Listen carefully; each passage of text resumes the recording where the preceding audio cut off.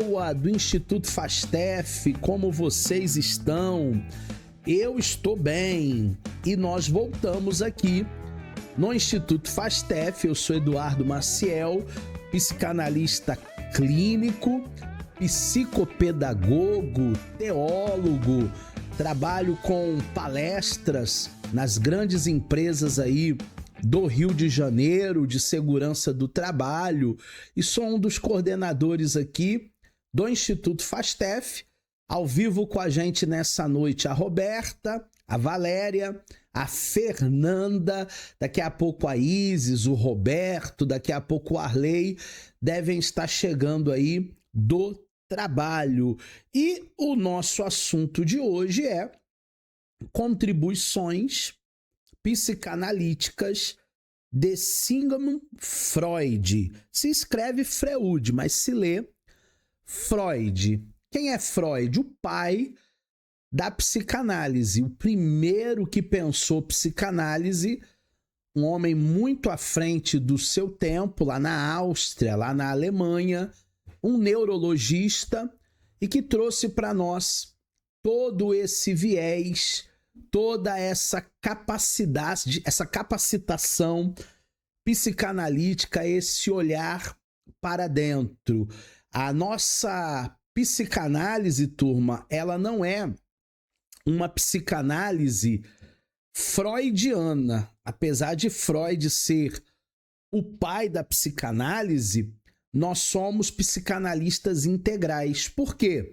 Porque ao longo desse percurso psicanalítico que você fará conosco, nós vamos também ver outros teóricos, como Lacan, como Melanie Klein, como Bion, como Winnicott, como Anna Freud, como tantos outros aí teóricos que trazem para nós uma visão holística, trazem para nós uma visão ampla do que é a psicanálise clínica. Eu quero começar com essa frase: olhe para dentro, para suas próprias profundezas e aprenda primeiro a se conhecer. O autoconhecimento é o único antídoto contra as armadilhas do próprio inconsciente. É a lição de ouro da psicanálise, o autoconhecimento. Porque, veja bem, se nós não fomos treinados a olhar para dentro de nós, do mais íntimo, do âmago da nossa alma, se a gente não aprender primeiro a se conhecer, nós não estaremos habilitados a sermos psicanalistas clínicos. Nós só podemos ser psicanalistas clínicos se nós tivermos esse autoconhecimento. E não é uma tendência do ser humano, tá? O ser humano tem o hábito de apontar para tudo e todos e não se responsabilizar. A tendência do ser humano é culpar a mãe, culpar o pai, culpar o avô, culpar a avó, culpar todo mundo, marido, filho, patrão. Mas a autorresponsabilidade é algo que o ser humano precisa trabalhar. Talvez por falta de um autoconhecimento. O inconsciente, na teoria freudiana, talvez você tenha a pergunta de $1 milhão. Professor, qual é a diferença da psicanálise clínica para a psicologia? E essa pergunta você já aprende na primeira aula com a gente. A psicologia, ela trata do consciente, do comportamental, daquilo que aparece. O menino está rebelde. Se o menino está rebelde, vamos levar o garoto no psicólogo, na psicóloga, para ver o porquê dessa teimosia, é aquilo que está aparecendo, comportamental, consciente. Já a abordagem psicanalítica, ela é uma abordagem inconsciente. São os traumas que nós não sabemos o porquê, são as fobias, são experiências que nós vivemos na infância e nem sequer lembramos. São nossos desejos mais ocultos, são tendências que temos, mas que não são conscientes. Então, tudo isso é depositado no inconsciente humano. Fazendo uma definição sobre o inconsciente, não é apenas uma consciência profunda, mas o inconsciente é uma estrutura separada, distinta da razão consciente. É a caixa preta do indivíduo. A caixa preta é um mecanismo, é um equipamento que tem em todos os aviões para sabermos exatamente quando há um acidente, quando há uma fatalidade, o porquê aconteceu. Então vai se buscar as gravações na caixa preta do avião, as últimas conversas do piloto com a torre, com o copiloto, o que ele falou com os passageiros, para se entender o porquê que o avião caiu. A caixa preta é um registro. O nosso inconsciente também, ele é um registro de tudo o que vivemos até o dia de hoje. Eu, por exemplo, eu tenho 48 anos. Eu tenho essa carinha de novinho, mas eu tenho 48 anos. Daqui 2 anos eu sou um cinquentão. São 48 anos de conteúdo. São 48 anos de coisas que eu não me lembro, mas que estão registradas no meu inconsciente. Sabe aquele livro que você guarda? Aqui do lado eu tenho uma estante, tem vários livros aqui, não dá para você ver, né? Mas sabe aquele livro que há bastante tempo você guardou e você não pega ele mais para ler? Já tem 5 anos, já tem 10 anos, já tem 20 anos. Ele continua aqui na prateleira, ele continua aqui na estante. Mas eu nem lembro que eu guardei aquele livro de tanto tempo. Já não está mais no meu consciente. A psicanálise, ela tem essa capacidade de acessar o inconsciente e de trazer coisas que você acha que foi apagada pelo tempo, mas que não estão apagadas. Semelhantemente, há uma lixeira no celular. Todo o nosso celular aqui tem uma lixeira para quando você quer apagar uma foto, quando você quer apagar um vídeo. Mas se você não limpar a lixeira, continua lá. O nosso inconsciente é essa lixeira do celular, só que da nossa vida. É essa lixeira do computador, só que da nossa própria vida. Então é de grande valia nós entendermos o que Freud balizou sua técnica psicanalítica. O ser humano, ele não é o senhor da sua própria casa.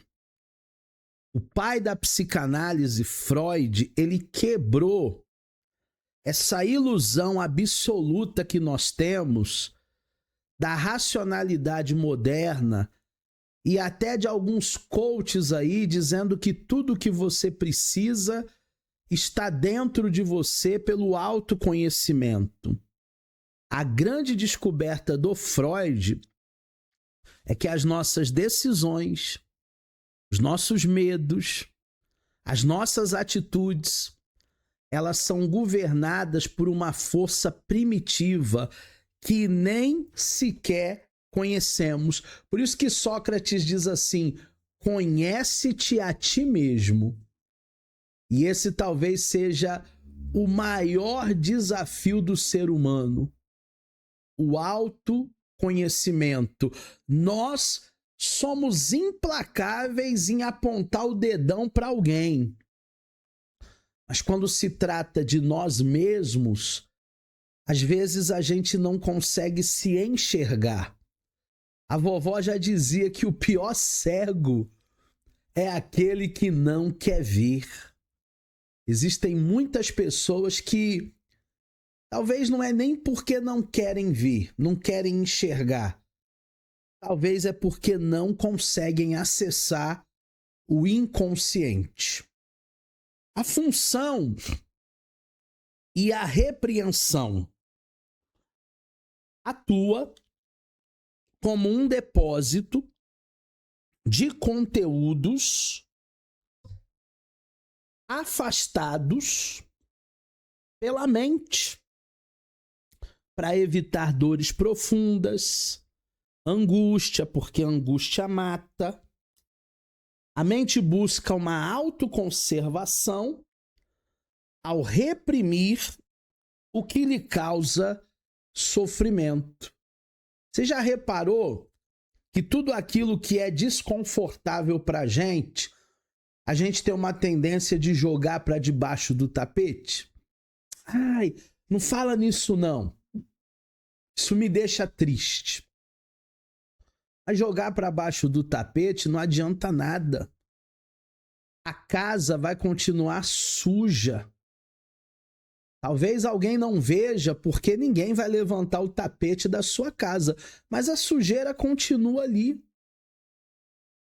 A função e a repreensão no inconsciente humano é esse depósito onde a gente vai jogando lixo, jogando dores, jogando repressões, porque desde pequeno você ouviu uma voz dizendo: não pode, isso é feio, você é uma menina.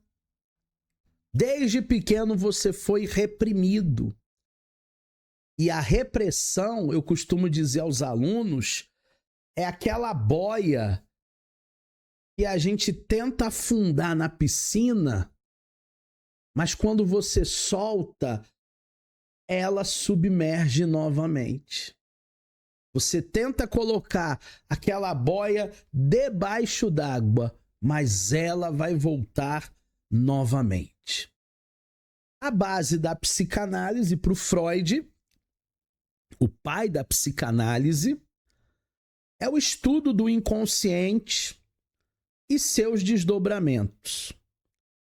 É o pilar inicial e fundamental de toda a teoria psicanalítica.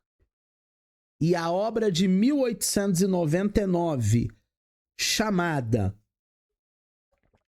Interpretação de Sonhos, e a obra de 1901, Psicopatologia da Vida Cotidiana, é algo que amplia muito a nossa visão nesse campo. Professor, nós teremos essas duas matérias? Teremos. Teremos uma cadeira que é Interpretação de Sonhos ao longo do nosso percurso psicanalítico e teremos uma outra cadeira que é as psicopatologias. Então, fiquem tranquilos, ainda que eu fale aqui de algum termo que você que está chegando agora tenha uma estranheza, né? Você não saiba direito o que aquele termo representa. Ao longo da jornada psicanalítica, você vai compreender tudo, absolutamente tudo, o que nós traremos aqui na psicanálise. A primeira tópica do Freud é justamente o consciente, o pré-consciente e o inconsciente. O que a psicologia trata? Do consciente, aquilo que está aparente, aquela parte de fora, aquela casca, aquilo que está fora das águas. É o foco atual do raciocínio, da percepção, da atenção presente. Quando você está consciente, você sabe aonde está, que dia é hoje, qual o teu nome. São questões de alguém que está consciente. Já o pré-consciente é onde fica a memória rápida. As informações que, se você fizer um pouquinho de força, você consegue acessá-las. Por exemplo, o que vocês comeram no Natal? Olha que o Natal já fazem alguns meses, hein? Mas se tiver aí registrado no pré-consciente, você vai lembrar. Ah, eu comi rabanada na casa da minha mãe. Ah, eu comi maionese na casa do meu sobrinho. Ah, eu fiz aqui em casa uma bacalhoada. Teve peru, teve chester. Ninguém estava pensando em Natal aqui. Ainda faltam alguns meses para o próximo Natal. Mas está registrado no teu pré-consciente, na tua memória rápida. Já o inconsciente é o que nós trabalhamos no curso de psicanálise clínica e institucional. É a imensidão nas trevas, é a parte de baixo do iceberg, onde só o mergulhador consegue chegar. É a caixa preta. São os desejos que estão reprimidos lá.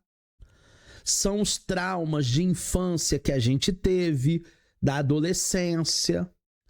São os instintos, governado pelo princípio do prazer, e nunca cessa essa atividade. Então, por que quando uma pessoa sonha, o sonho muitas vezes é prazeroso? O sonho é gostoso. O que dá mais raiva é quando alguém acorda a gente no meio do sonho e o sonho estava tão bom. Porque no sonho, o nosso inconsciente ele está livre, leve, solto. Nos sonhos não há censura. Porque eu sou homem, porque eu sou mulher, porque eu sou casado, porque eu sou da igreja. Não. No sonho não existe ninguém, absolutamente ninguém, que vai te censurar.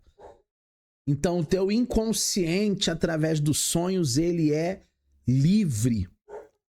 Mas é ali no inconsciente que estão as fobias, os desejos reprimidos, que não são socialmente aceitáveis. É ali no inconsciente que estão os traumas e por aí vai. A manifestação, ou as manifestações, está errado aqui, né? E o acesso ao inconsciente. A manifestação não é manifestações e o acesso ao inconsciente. Professor, nós vamos aprender nesse curso esse acesso? Sim. Agora, para que esse curso não fique apenas na parte teórica, nós precisamos observar o tripé psicanalítico. E dentro do tripé estão as aulas teóricas que você está fazendo hoje. Dentro do tripé tem as análises de data com a sua professora de data, a doutora Thaíse, e depois você já pode agendar a primeira consulta para você fazer as tuas análises de data. E por último, os estudos de caso ou estágio supervisionado com pacientes reais. Aí é no último período, né? 6 meses antes, a gente já começa a treinar ou estudos de caso ou pacientes reais. Depende do seu tempo, depende da tua disponibilidade. Expressões do dia a dia. O inconsciente se revela através de disfarces, de acidente. Sabe aquele negócio? Ai, falei, não era para ter falado. Sonhos, lapsos de linguagem, trocar nomes, esquecimentos, omissões. Tudo isso está dentro do teu inconsciente. Sabe aquele compromisso que você deveria ter ido e não foi porque você esqueceu? Não esqueceu de propósito, não. Esqueceu porque você não queria ir.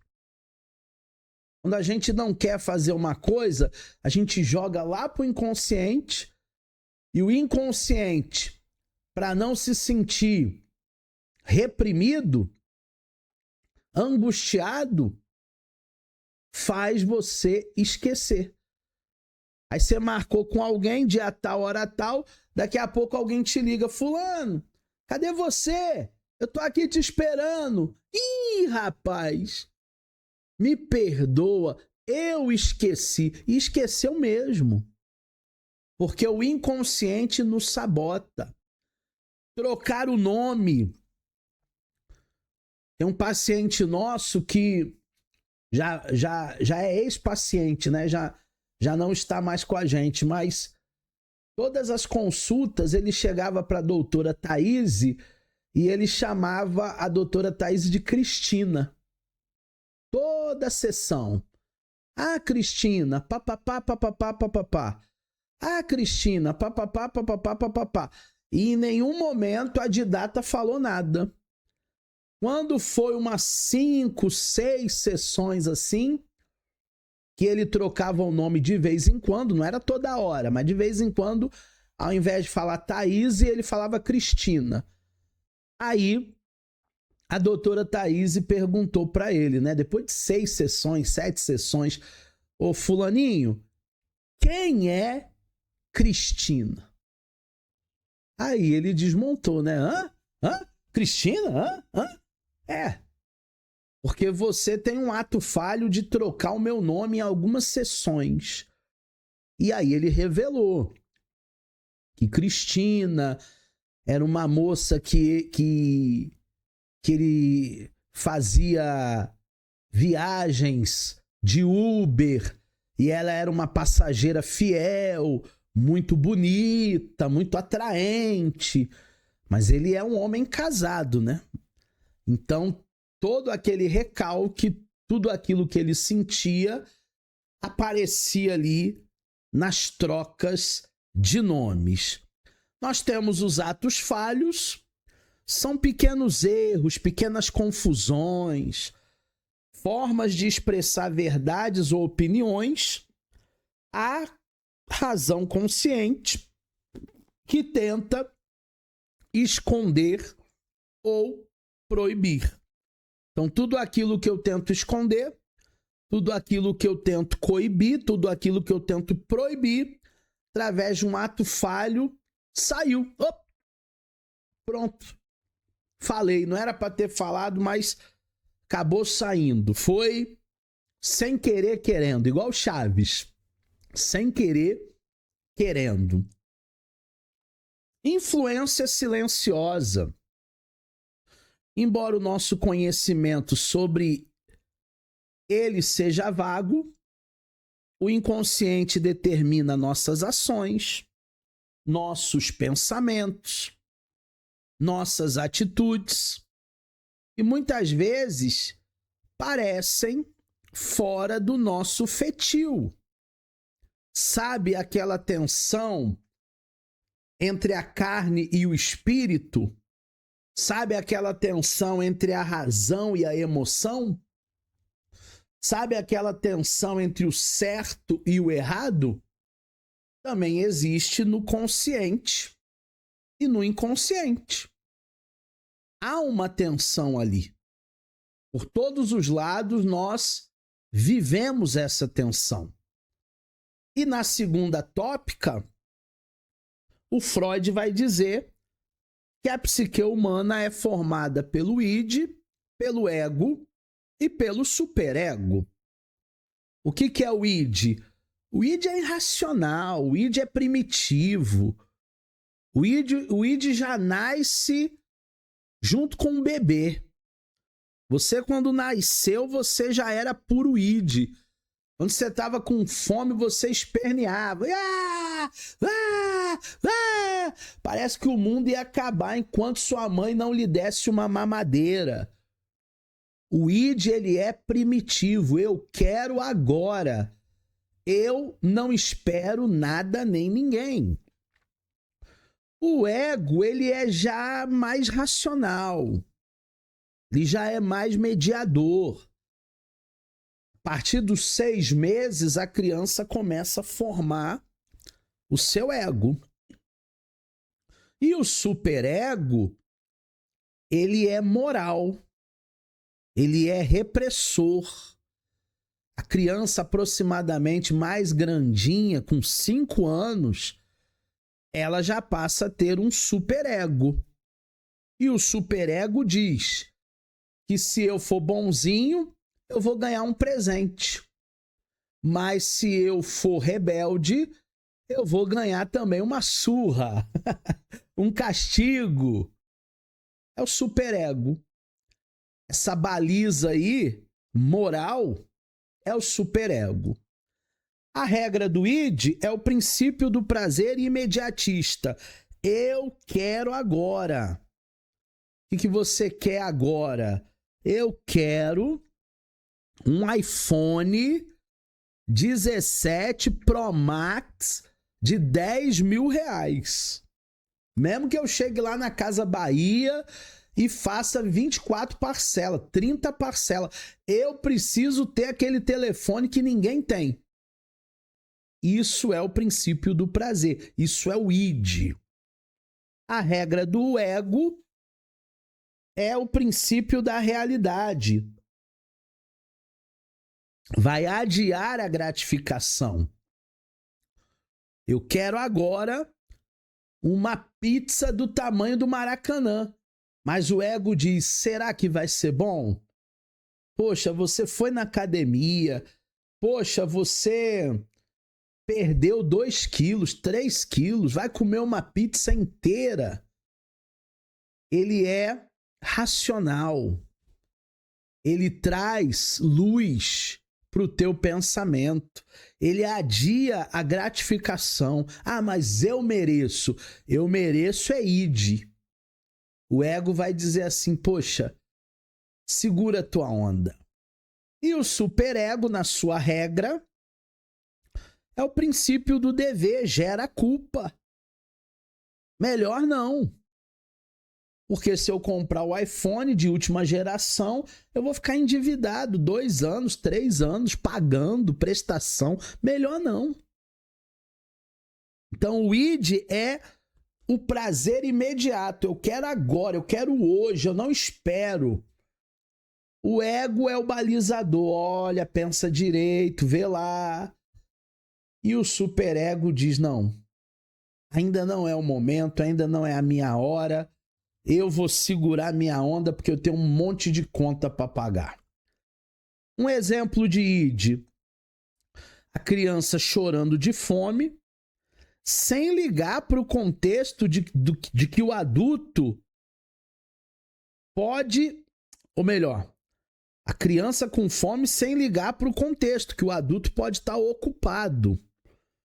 O adulto pode estar trabalhando. O adulto pode estar longe, preparando a própria mamadeira. Já no contexto do adulto, é aquela pessoa que faz compra por impulsos. Por que a Shopee, a Mercado Livre, a Amazon, a AliExpress tem agora o 7 do 7, o 8 do 8, o 9 do 9, tem o Black Friday, porque eles sabem que as pessoas elas compram por impulso, mesmo sem necessidade, mesmo sem dinheiro. As pessoas não compram porque ela precisa. A maioria delas. Elas compram porque tá lá no aplicativo lá, toca a musiquinha, Shopee. E aí ela vai comprar. É puro id. O exemplo do ego é o filho que compra a comida pedida pelo pai, ao invés de gastar o dinheiro com doces, prevendo as consequências se ele pegar o dinheiro e não comprar comida. Então, já é uma natureza racional. Eu não posso fazer outra coisa com dinheiro porque o meu pai mandou comprar isso, isso e isso. E o exemplo do superego é o cliente devolver um troco a mais no restaurante, no mercado, no açougue, porque a pessoa do caixa deu o troco errado. Você pagou com uma nota de 20 e a pessoa te deu um troco como se você estivesse pagando com uma nota de 50. E aí o superego vai dizer, não, você errou aqui. Eu não te dei 20, não, te dei 50. Isso também é honestidade. Descolamento e condensação.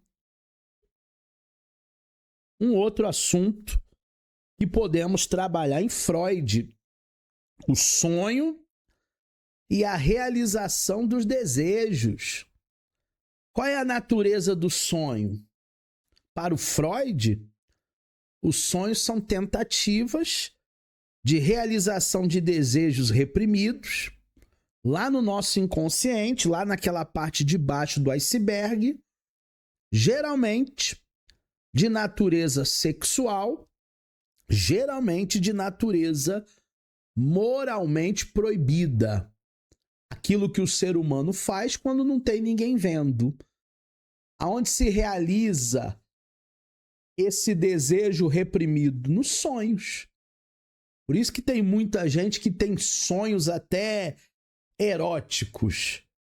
Ah, mas a pessoa tem sonho erótico porque é uma pessoa que tem muita lascívia, uma pessoa que é muito saliente. Não, qualquer pessoa pode ter. A partir do momento que ela reprime os seus desejos, vão aparecer no sonho. O trabalho do sonho é justamente esse processo de exclusão que vai proteger o sujeito de um caráter ameaçador dos seus próprios desejos, permitindo que eles apliquem de forma disfarçada. Ou seja, eu posso sonhar alguma coisa, é um desejo meu, mas eu não vou praticar aquilo no meu dia a dia. Caso contrário, eu posso ser penalizado. Freud ele conta um sonho muito interessante de uma paciente dele. Ela foi a um velório de alguém que morreu lá do bairro. E sabe aqueles enterros que a pessoa era muito popular e quando a gente chega lá no cemitério tem mais de 50, mais de 100 pessoas? E ela encontrou um ex-namorado que ela não via, 30 anos. Ele tinha saído dali, ele casou, se separou, teve filhos. Foi 30 anos que eles não se viam mais. Aí eles bateram aquele papo, como que você tá? Tudo bem? Tá diferente, tá bonita, tá. Acabou. Enterraram lá o morto, foram embora para casa. Quando ela chegou em casa, ela jantou, tomou banho, dormiu. Sonhou com a morte do filho.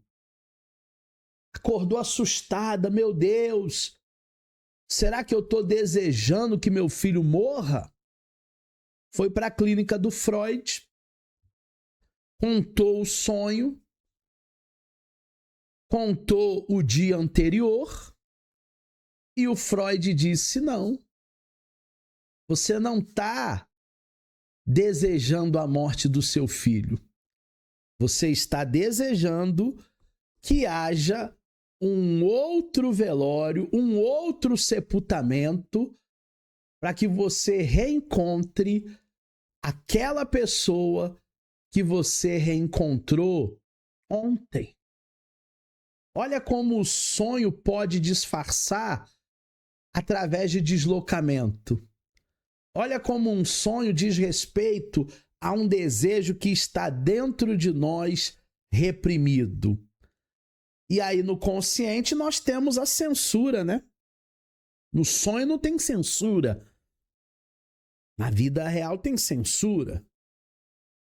Atua como uma barreira baseada em normas sociais, culturais, impedindo o desejo do nosso inconsciente, para que isso não chegue à nossa consciência de forma direta, apenas de forma indireta, através de sonho, forçando então assim os mecanismos de defesa, que são muitos mecanismos de defesa. A gente vai ter essa disciplina, projeção, negação, deslocamento. Todos os mecanismos de defesa são para nos proteger. Todos os mecanismos de defesa são para que você não sofra, para que você não se angustie. O mecanismo de condensação é a fusão de vários elementos do conteúdo latente, do inconsciente, em uma única imagem, uma única ideia no conteúdo manifesto, que é o sonho que nós lembramos. Então, como é que a gente condensa? Sonhando com pai, com mãe, com um parente que já morreu, com a vovó, com o vovô, sonhando com o irmão, com a irmã, com alguém do trabalho. Só que o sonho não diz respeito a nenhum deles. Não é sobre eles, não é sobre seu pai, sua mãe, seu colega do trabalho. O sonho é sobre um desejo seu. Tudo que a gente sonha é sobre nós. E o deslocamento, que também é um mecanismo, faz a obra da censura, faz a deslocação funcional, funciona, né? Como um disfarce, uma estratégia para enganar a vigilância da mente consciente. No sonho que eu acabei de citar da paciente do Freud, ela não sonhou com um namoradinho que ela não revia há 30 anos. Ela sonhou com a morte do filho. A morte do filho foi um deslocamento desse desejo oculto, desse desejo proibido. Talvez 30 anos depois, agora ela é casada, agora ela tem filhos, talvez o namoradinho casou, talvez ele separou, talvez ele tem filhos. Então, uma coisa que talvez nunca mais vai acontecer, se repetir, se deslocou naquele sonho. O processo de abreviação desse conteúdo manifesto, que é o que sonhamos e lembramos, é sempre menor do que o latente. No latente tem muito mais informação. A operação de condensação, omitindo elementos do sonho, permitindo apenas alguns fragmentos, combinando múltiplas ideias em um só símbolo. Sabia que toda noite a gente sonha? É que a gente não lembra. A gente só lembra de fragmentos, a gente só lembra de abreviações. Quando vocês começarem a análise, a doutora Thaís vai pedir para vocês anotarem os sonhos, porque senão a gente esquece. Acordou de manhã, lembrou de alguma coisa, anota. E leva para terapia aquilo que você sonhou. Porque tem muita história ali quando nós conseguimos nos desprender através de sonhos. Há uma conexão por analogia. Há uma ideia que possui pontos em comum, criando uma representação econômica, porém confusa. Tem uns sonhos aí que não tem nem pé nem cabeça. Roberta sabe do que eu estou falando, Valéria sabe, Fernanda sabe, Andréia sabe. Esse sonho confuso das vivências e dos desejos nossos. Porque está tudo guardado aí. É aquele livro que eu esqueci, mas está guardado no meu armário. O inconsciente é esse armário, onde a gente vai depositando coisas, e que às vezes a gente até esquece de tanto tempo que você não observa determinados armários, determinados conteúdos, determinadas coisas que você prefere até esquecer. Transferência de valor. A importância emocional de uma ideia relevante, importante, para um elemento banal ou até secundário, minimizando o impacto do desejo original. É aquilo que a gente faz direto, tá? Quando você está esperando um determinado resultado, vamos dizer que você fez uma prova, um concurso, aí você está esperando aquele resultado, naquela ansiedade, aí quando chega o dia e o teu nome não está lá com os aprovados, o que a gente faz? Transferência de valor. Tá bom, eu nem queria mesmo. Se eu fosse aprovado, eu ia ter que ir para longe. Graças a Deus. Deus sabe todas as coisas. Então nós transferimos um elemento que era relevante, passar naquela prova, passar naquele concurso, por uma coisa banal, uma coisa que parece que nem tinha valor. Parece que você nem queria mesmo. Se não queria, por que fez a prova, né? Por que perdeu tempo? Por que estudou? A desconexão e interpretação, ao substituir um pensamento central por um fragmento distante, a localização torna o sonho desconexo, dificulta sua interpretação direta pela psicanálise.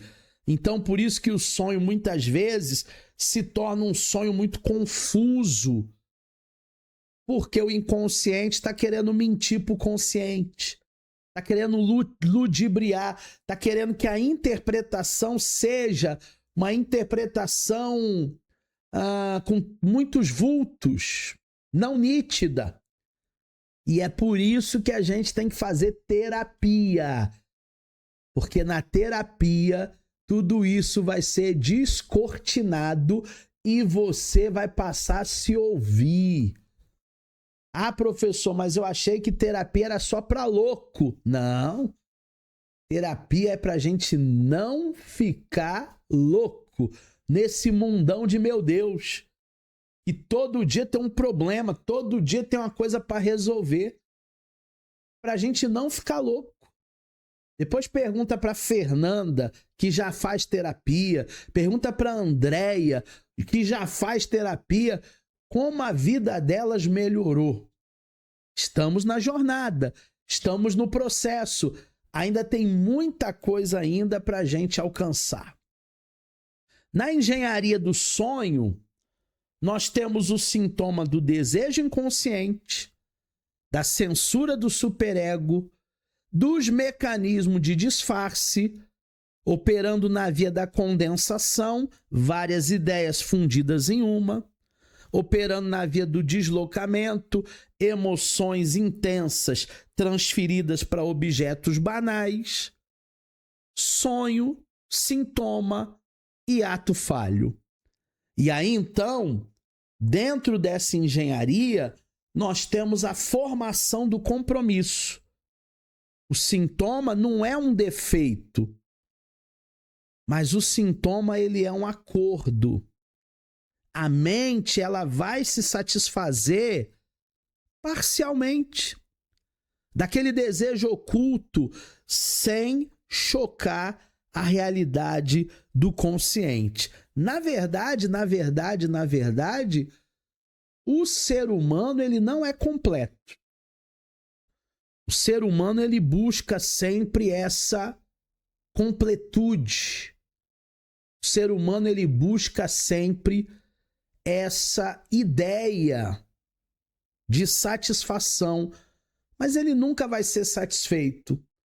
Haja vista de alguma coisa que você compra num primeiro momento. Quando você compra um carro novo, você fica feliz, você adora dirigir aquele carro, foi o melhor carro da tua vida. Passa 1, 2, 3 anos, você já quer trocar. Já ficou obsoleto, já tem outro melhor, mais potente, maior, mais novo. Então a satisfação humana ela é sempre momentânea, porque nós não temos essa completude. O conceito do desejo para Freud. O desejo é um conceito central da psicanálise e mobiliza todo o aparelho psíquico. O que é a sua vida? A sua vida, elas são os desejos que você nutre. Diferente de uma necessidade biológica, o desejo não busca apenas um objeto, mas a repetição de uma experiência de satisfação vivida anteriormente. Por que existem os vícios? Porque a pessoa que é viciada, ela não consegue beber um cálice de vinho. Ela precisa beber um cálice de vinho, um copo de vinho, 3 copos de vinho, uma garrafa de vinho. Porque ela nunca estará satisfeita. Quem bebe cerveja, ela tem que beber hoje, amanhã, no final de semana, porque ela nunca está satisfeita. Quem pratica jogos de azar, jogou hoje, vai jogar amanhã. O id nunca diz basta. Tem gente se endividando aí para apostar num time de futebol ou num tigrinho, perdendo tudo que ganhou na semana de muito trabalho, muita ralação. São essas repetições inconscientes. Surge como um movimento do desprazer para o prazer. O que é o desprazer? Não fazer. O que é o prazer? Fazer. Impulsionando o indivíduo a buscar novamente vivências prazerosas. O inconsciente ele está em atividade constante, 24 horas por dia, 7 vezes por semana, orientado pelo princípio de prazer. Comer, comprar, enquanto a consciência atua segundo o princípio da realidade.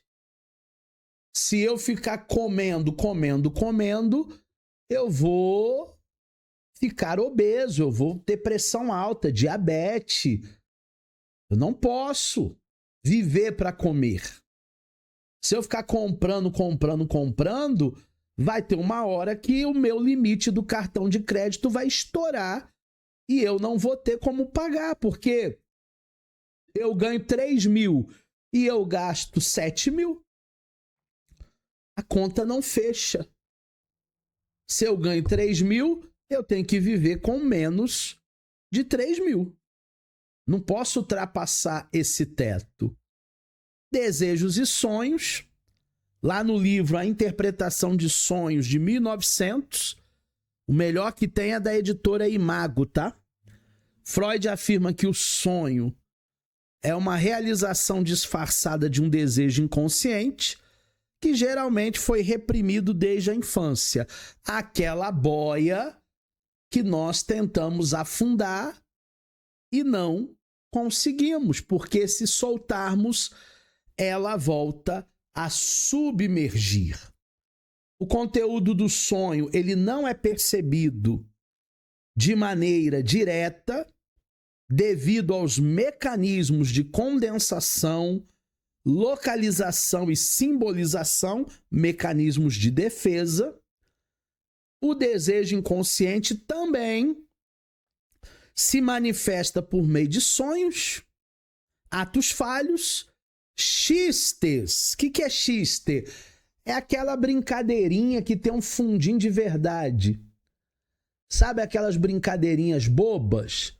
Você deve conhecer gente cheia de xiste. Ele faz uma brincadeira, aí você dá uma olhada assim como se não gostou da brincadeira, aí ele diz assim, ai, eu tô brincando, tá?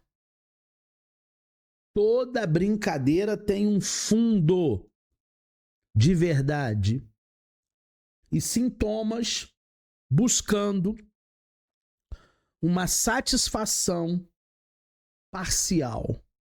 Professor, por que não satisfação total? O ser humano, ele é dividido. O ser humano, ele não é completo. Parece que sempre está faltando alguma coisa para nós.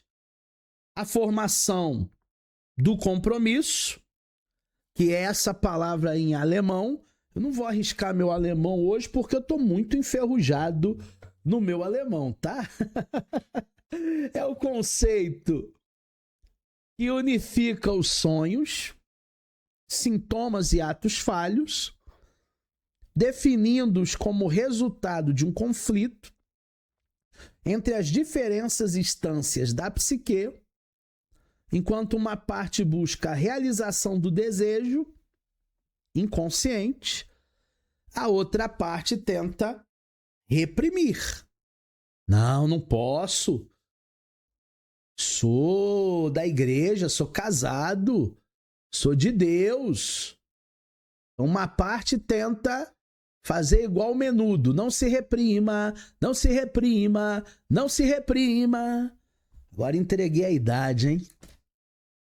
Agora entreguei os 48 anos, hein? Menudo, agora eu fui longe. Mas uma parte é essa represa tentando romper, e uma outra parte é a gente fortalecendo essa represa para, como diz o carioca, né? Não dar ruim.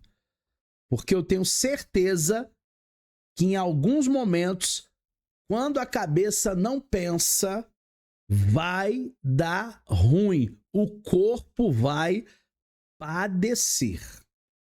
O padrão oculto, tudo é compromisso. O grande insight na obra do Freud é o que chamamos de erro, vício, sintoma, sofrimento. Nada, absolutamente nada é uma falha aleatória, nem um esquecimento, nem um ato falho, nem uma troca de nome, nem um xiste, nem um sonho.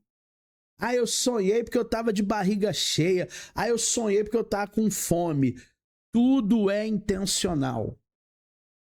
É a sua mente tentando desesperadamente equilibrar os seus desejos proibidos lá do passado com a realidade moral do seu presente. E quando a gente começa a compreender esse mecanismo, ter esse autoconhecimento, aí é o fim da culpa. Aí é o início da liberdade. Turma, não existe coisa melhor do que ser livre. Eu sei que tem algumas religiões aí que aprisionam a pessoa com seus dogmas, com suas obrigações, com suas taxas, com seus congressos. Tem que fazer. Se você não fizer, você tá fora. Se você não fizer, você não vai ser mais líder. Turma, quando a gente começa a se autoconhecer, entender o compromisso, acabou a culpa. Começa a liberdade. Começamos a viver de maneira muito mais saudável, muito mais salutar. Dessa forma, até as experiências negativas, como os pesadelos, os sintomas dolorosos como luto, são compreendidos como realizações de desejo, disfarçados, exemplificados por atos falhos, onde um erro para a consciência, como por exemplo um esquecimento, revela na verdade um ato bem sucedido para o teu inconsciente que alcançou um objetivo oculto. Eu esqueci de fazer a marmita do meu marido amanhã. Na verdade, você não queria ir para a cozinha. Por isso que você esqueceu. Não é consciente. Não é preguiça. Não é falta de compromisso. É a tensão entre o consciente e o inconsciente. Então, o que é o sintoma para a psicanálise? Para a psicanálise, o sintoma é uma formação de compromisso entre o nosso desejo inconsciente, muitas vezes proibido, socialmente não aceito, e o critério da realidade. Quando você tira totalmente a culpa de dentro de você, quando você para de se sentir o diferentão, porque eu sou muito diferente, eu penso muito diferente. Que bom que você pensa diferente, que bom. Que bom que você é uma pessoa diferente, ninguém é igual. Surge o conflito entre o desejo reprimido, os mecanismos de defesa do psiquismo. É uma forma indireta de expressão do inconsciente, revelando os conteúdos que não podem ser revelados de maneira direta. Sempre viveremos essa tensão. Então, como é que se forma o sintoma? O sintoma permite que o desejo recalcado, aquela boia que a gente tentou afundar, mas não conseguiremos, alcance a consciência de forma disfarçada, sem provocar grande ameaça ao sujeito. Representa, então, uma tentativa de conciliar o desejo inconsciente com as normas culturais, sociais, proporcionando uma satisfação parcial, não total, dos desejos. Porque eu e você não podemos viver ainda livre, leve e soltos, então nós temos que entender essa dinâmica do id, eu quero agora, do ego, será que vai ser bom? E do superego, melhor não, melhor esperar. Vamos falar de um exemplo clínico. Uma mulher, após a separação do seu esposo, desmaia e começa a apresentar dores intensas nas pernas toda vez que ela come costela. E era o prato preferido do marido. Será que era a costela do Outback? Porque a costela do Outback, meu Deus, ela até desfia na boca, ela desmancha. Mas ela começava a passar mal. Durante a refeição em que ela consumia costela, foi que lá atrás ela descobriu a traição do companheiro. Então, essa somatização já nos dá uma dica. No dia das traições, ela estava também comendo costela. Foi quando ela descobriu. O desmaio e as dores representam um sintoma de conversão.